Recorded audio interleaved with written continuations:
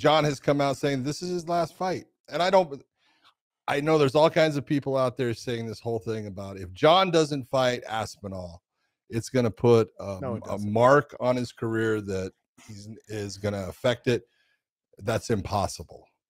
Okay. If he wants to call it at this point, that's his choice. You know, does it put an asterisk? No. He's just, you know, I'm being honest when I say the Dick Pills puts an asterisk next to his name. There's a lot of things that you want to, if you want to say put an asterisk, but the fact that he's going to retire, that's his choice. And there's nothing wrong with it. He's got plenty of money. God bless him. You know what? Have fun in retirement. But the whole point is, I do think that Jon could be talked into that fight. I do think he could be talked into that fight. Jon believes in himself. There's no doubt. Jon absolutely believes no matter what, I can beat that guy. And it's just a matter of how many zeros are on the check that will make Jon decide, yeah, I'll do it or not. But if he wants to retire, I don't think it affects his career in any fashion at all. I don't think that he should take that fight. I don't either. Being honest. And not to knock him at all, I have no desire to see him fight Stipe. I still will say he's the best probably fighter that's ever stepped foot in there. I mean, I'm in that GSP kind of thing.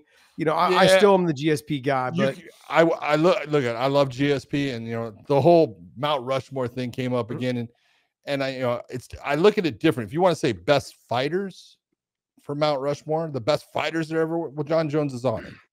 If you're going to say, give me an MMA Mount Rushmore, the criteria for it is different than just best fighter. And there's things that, you know, have been done in the past that I go, no, I can't put you on that. Oh, you know, no, let's just be honest. Let's just be honest. You know, it's stirring up some controversy right now. There's no controversy at all. Being the best fighter that has ever stepped into a cage is absolutely something I can say about Jon Jones. But look, I think honestly, if I'm going to go with best fighters, Jon's up there for sure. There's no doubt. Probably number one, GSP, then Habib, and then I know that Dana just came out and put Ronda on there, and I was like, but okay, see now I'll put Ronda on my Mount Rushmore of people that had the greatest effect on MMA. Ronda's one of them, because for women, you take a look at when she came into the UFC. You know, look, she was in Strikeforce and everything, and when she was doing great, but when she came into the UFC and what she did, how she did it, and I'm not saying she was perfect. She had sportsmanship issues, if you want to say that, you know, things that, you know, I didn't look at and say, you know, that's not the way you should be acting as far as, you know, opponents. But, you know, that's her business. And I'm not going to say anything on it. I saw more women come towards the sport of MMA based upon Ronda Rousey. I saw little girls dressing up like Ronda Rousey, wanting to be Ronda Rousey. She brought an entire generation with her into the sport that no other woman has ever had that same effect. And so she absolutely deserves that. That's part of GSP's on my Mount Rushmore. Yeah. Based upon his performances, the way that he conducted himself as a fighter throughout his career, what he did for the sport and bringing Canada. Look, you want to talk about a difference. Canada was huge with MMA. And when he'd retired, what happened? It fell off.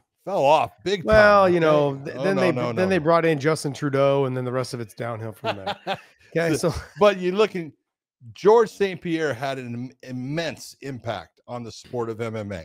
Yeah, and yes, the two losses that he had, you know, he avenged those, and so he absolutely is a person. He's on my list, and I take a look at, you know, outside of the sport, Jon hasn't been the greatest ambassador for the sport. He's had more controversy than I can give him. So you don't have Conor on there then? No. And that's based upon the exact same reason as Jon Jones. Conor brought an incredible amount of eyes to the sport, but he also brought some bad publicity for the sport. He did things that you look at and you go, I can't have you hitting an old man in a goddamn pub because he won't drink your freaking whiskey. It's just, Jon, it's crazy. The first thing you learn in marketing school is any press is good press. Yeah, well, guess what? It's good press until you're supposed to be on my Mount Rushmore. It's my Mount Rushmore, and that's why he's not on it. But look at, does he deserve it as far as what he brought? As far as eyeballs, absolutely he does. I just don't put him there because of the outside issues.